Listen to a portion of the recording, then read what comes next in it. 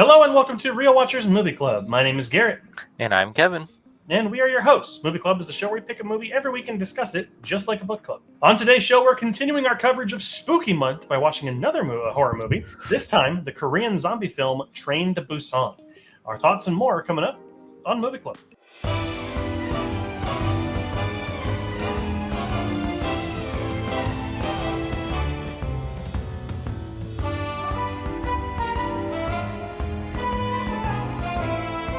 Released in 2016, Train to Busan was directed by Yeon Sang-ho and stars Gong Yoo, Kim Soo-an, and Don Lee. Sorry if there's any mispronunciation of those names. When a zombie virus pushes Korea into a state of emergency, those trapped on an express train to Busan must fight for their own survival. The film has a 4.0 out of 5 on Letterboxd. Before we dive into our thoughts, though, we do want to issue a spoiler warning for this movie. There's a lot you can spoil with this movie, and we don't want to ruin it for you. So go and watch it first, then come back. This should probably be one of the ones that's easily accessible because it's on Netflix. So just go ahead and check it out and come back. But stay tuned to find out what movie we're covering next week because we're continuing some spookiness. Alrighty, Kevin. So Train to Busan was your pick this week. Yes. And why'd you pick it? It's one of my favorite zombie movies ever. I'll just put it, period, in the story. Maybe that will persuade my score in this movie, but it is one of the better zombie movies that I have seen. So, gotcha. This is a movie that I had heard about for a very long time. Mm-hmm. And I knew you haven't watched it yet. That's why I put it on here too. I had never seen it, not for any particular reason. It just never came across my desk, I guess you could say. But now that I have seen it, without spoiling anything, I do think it is one of the better zombie movies that I've seen since Night of the Living Dead. I think it's up there with Shaun of the Dead and Night of the Living Dead. It is truly one of the better zombie movies. But let's go ahead and dive into it, though. And again, spoilers. We already said we're going to do spoilers, so yes, I'm not sorry anymore. But I really need to get this out of the way because I was talking with my roommates about this. My roommates and I watched this together because they also wanted to watch it. And there's one connection to another movie that we made with this movie, and it's a good thing. It's why this film is so much better than other zombie movies and other kind of, I guess, action-y horror movies, right? Okay. This is very similar to Godzilla Minus One. Yeah, I can see that actually. Because it gives you characters that you give a damn about. And not only that, but is written them very well, right? And even the he's not a villain, but the antagonistic character in this movie. Oh! You hate the shit out of him, but that's good writing, right? Because he's not wrong. I mean, he does some bad things, but like his justification, like when he gets like, they're infected or whatever, he's in the right. He's surviving. That is his survival instinct. That's what any one of us would do. And the others would probably be pretty pissed. But it's like, I don't know what happened to you. Yeah, exactly. But yeah, this movie, really good. And I think it's because of the fact that it takes the time to give us characters that are like actually good. Granted, Soo-an's a little annoying through the entire movie, but she's a kid. But she gets better as it goes on. Yes, I will say she's very annoying at first, then she gets better as she goes on. But one more thing before I kind of toss it over to you, dude. I don't know what it is in this movie, but the dads in this movie, there's some grade A DILFs in this movie. You got to be real. Like the husband of the pregnant wife is one of the best characters in a horror movie, zombie movie ever. That man is a hero. That man is a goddamn legend. Dude, I've never seen in a zombie movie where some guy just goes and beats the shit out of people with his bare hands, dude. And he's got a dad bod, man. Like, dude, sorry.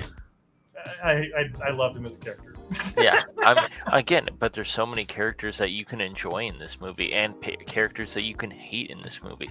Another thing that I love to talk about is how beautiful this movie looks, especially when you're on the train, when you get off the train, how post-apocalyptic it looks, but how like kind of beautiful it looks in some aspects of this movie. I did really like. I mean, I know I like fast zombies. I know you are not a fan of fast zombies in this, but hopefully it's maybe changed your mind. It's something, but it's done right because of the story. I feel like as well is so. But I liked also when they're on the train itself and you get kind of separated. You can get separated into two parts of the cab. You get the bad cab and the good cab, and then everything, all hell breaks loose, and everything happens for a reason. I feel like in this movie, and I love that it's really in a small condensed area where it's really like anything could happen all at once, and how are you going to get out of this situation is what I really enjoyed in this movie. And I don't know, it just looked, this movie's gorgeous. I can't stop talking about it. I. This is Mhm. where we're going to differ a little bit. Okay. I think this movie, when it's on the train, it looks great. It really reminds me Mhm. of like Bullet Train, Yeah. and like it feels very claustrophobic. Mhm. Whenever it shows any footage of the outside world, Mhm. I think it looks ugly. I think it looks like a TV show. Okay. Like whenever there's shots of like the train moving through a city and you see like smoke in the distance, Mhm. it's very painfully obvious that it's stock footage and they just Yeah. put visual effects on it. I like there's also some can't like cinematography moments where it looks cheap. Like Okay. I don't know, maybe it's just a Korean way of making film. I'm not too Mhm. experienced in Korean films yet. I've really only seen like Memories of Murder and like Parasite, right? Mhm. So I can't really say whether or not that's like a thing. But there are like in the train terminal when they're like there's the big wave of like army zombies coming at them. That looks Mhm. great. Like it does look good in a lot of parts of the movie, but I think that there are just moments though when Kind of like takes you out of it. you can tell where the budget went, right? Mhm. Like Mhm. they couldn't obviously shut down a rail line for a Yeah. day and shoot it moving through an uninterrupted territory in one of the busiest nations on the planet, right? Mhm. So it makes sense that you have to use stock footage. I get Yeah. that, but it does kind of pull me out of it. Okay. And it didn't like a lot of the when it's on the train, masterful. It looks great. But anytime it's not really on the train, it's like 60-40. 60 Okay. bad, 40 good. Okay. And I think that because the movie is called Train to Busan, that's definitely where the focus went. It feels Yeah. claustrophobic. It feels better in there. I had never even thought like when they're going on the overhead bins over the zombies. Mhm. Fucking brilliant. I don't Yeah. know why I didn't think of that. That was brilliant. Um, but that's really my only major complaint. Yes, I don't like fast zombies. Mhm. I, to be fair, there's only really one movie that World War Z. would, yeah, I don't like that movie because they're not zombies at that point. It's just CG is what it is. I Okay. don't know, but this movie at least felt a bit more tangible because there were Okay. definitely a lot of like extras and actual actors, which Mhm. definitely helps. But then they're not just ultra powerful, near unkillable because there's so many things, right? Like there's a whole thing with the darkness in this movie. Whenever they're in the tunnel or like it's dark, they just Stop. Yeah. they look like Joe Biden lost in an ice cream shop, right? Right. So like that's cool, and like they do balance it a little bit. And I will say that like they also it's not just the speed of the zombies they speed up; it's the infection. Like Mhm. it's very rare to see a zombie movie that has the infection go that quick, which makes me almost think that it's not like a zombie virus; it's more of like a rabies type thing. Okay. Mhm. Um, because a zombie virus takes a long time, and then it kills you, and then it reanimates you. Mhm. This just kind of changes you, which was kind of like it's interesting, right? Because you know, I think about especially watching this post COVID is Mhm. very interesting, right? And the kind of culture of super spreaders and things like Yeah. that, right? And like, oh, you're infected, even though I haven't seen you, right? Um, Mhm. like that's definitely on display. The same way that Night of the Living Dead had some Vietnam tension and kind of anxiety, this definitely feels like okay, we had bird flu and swine flu. What would that actually look like in South Korea, right? Yeah. So I really like that aspect of it as well. Mhm. But man, this I just want okay. This movie's sad. Oh, I was just going to talk about the ending. So I'm glad. Let's go ahead and change gears here, because man, I felt like I saw it coming, but I didn't want it to happen, and then it did. Yes, it's like you knew like when I first watched this movie. This is a rewatch for me. I was like, okay, why do I feel like there's like a eeriness or a horrible feeling that's in the background? I'm like, no, they're almost there. They got this, and then the rug just gets pulled out from underneath you, and you're like, oh my gosh. And that's what, again, we were talking about the story of this movie. It hits you right at the end, and it doesn't give you kind of a warning at all, I feel like, because he's gone through so much throughout this entire movie. He's kind of like a super hero in this movie, and then just at the last moment they're like, nah, you don't get that happy ending that you need. Well, I mean, you kind of do, because the kid and the mom or other person survive, but the main character is just off, and you're like, but I love that about this movie, because it's such a like holy shit moment, like if you watched it for the first time, and you don't get a lot of those movies that do that nowadays, unfortunately. And that's what I like, surprises like that, like, oh, I wasn't expecting that at all, like didn't come into my mind. So but it's because of the story and of the characters that we all like in this movie, and that's why it gives us such a sad ending and how we feel for the character.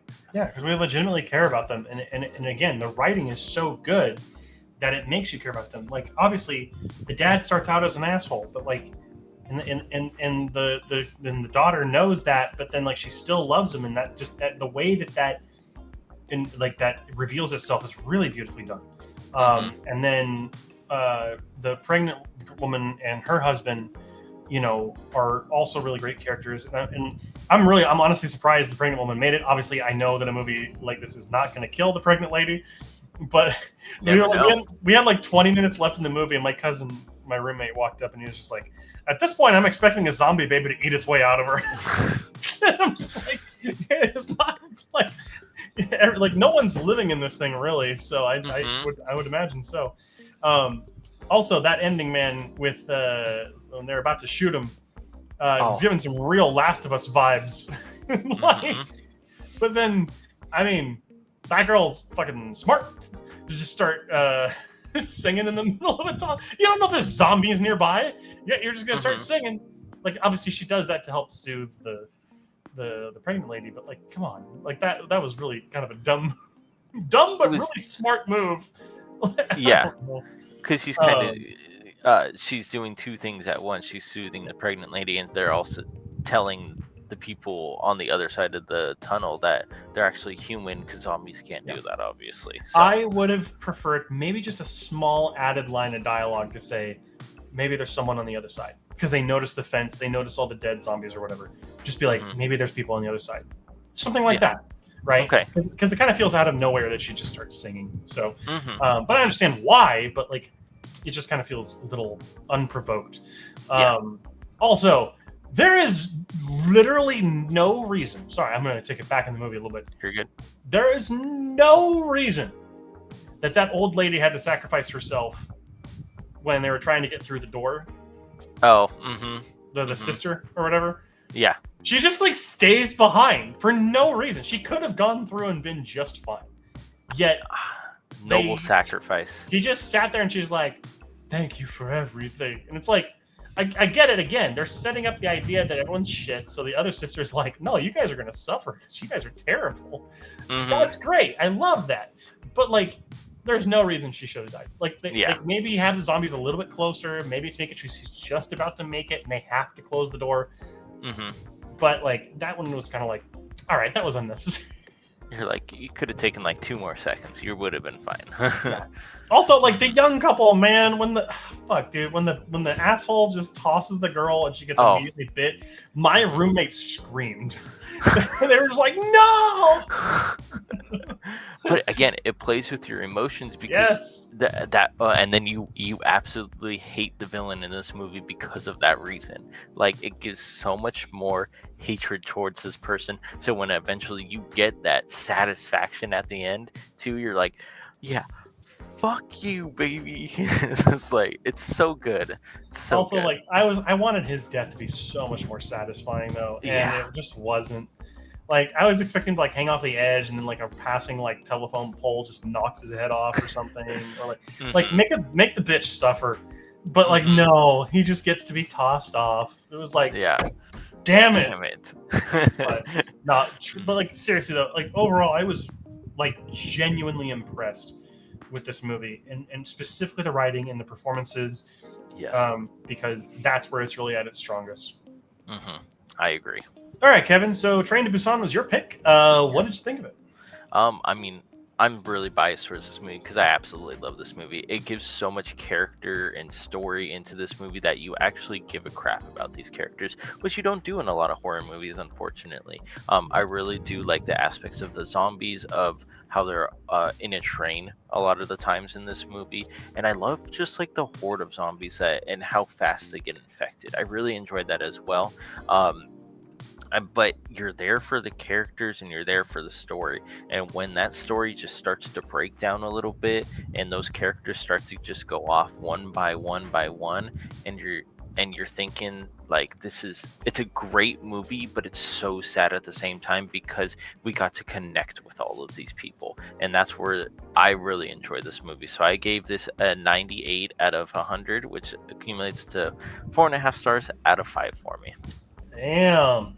Mhm. For me, I think that this is one of the best zombie movies I've seen since Night of the Living Dead. Also, Return of the Living Dead, Shaun of the Dead, all up there. They actually did Fast Zombies okay for once, which is blowing my mind. Mhm. But I think that there's just enough times where this movie just doesn't have a premium feel. I don't want to say premium. It doesn't have a film feel to it sometimes. It kind of feels a little cheap, and some stock footage and cinematography that makes it feel a little bit like a student project sometimes. But Mhm. like it's really clear where the money and time went. There's some really good shots with the zombies. The practical effects look really good. The performers who do like all the weird movements are Oh, great. contortions, so good. Really, really good. But the biggest reason this movie succeeds is its characters and its emotions, and I really, really enjoyed that, especially in a horror movie, because we're getting more of them now that have better characters and better story. This is like a really nice thing to see from 2016. So I gave the movie an 85 out of 100, which is 4 stars out of 5 on Letterboxd. So that is the score for that one. But the question now falls to you. What do you think of Train to Busan? We'd love to hear what you have to say down in the comment section down below. But remember to be respectful of one another, because it's really not that hard. Don't be like the capitalist pig in this movie. But next week we're going to be continuing our coverage of Spooky Month. It'll be our third Spooky Month movie. We're going to be taking a look at the German horror film Funny Games, which I'm really excited for. I bought it a while ago. Can't wait to watch it for the first time. But thank you so much for watching. Of course, we have the live stream, which goes live every single Wednesday at 7 p.m. Pacific Standard Time. And of course, this show goes live every single Friday at 4 a.m. Pacific Standard Time. But that's it. Thank you so much for watching. And until next time, stay spooky and keep those eyes on the screen.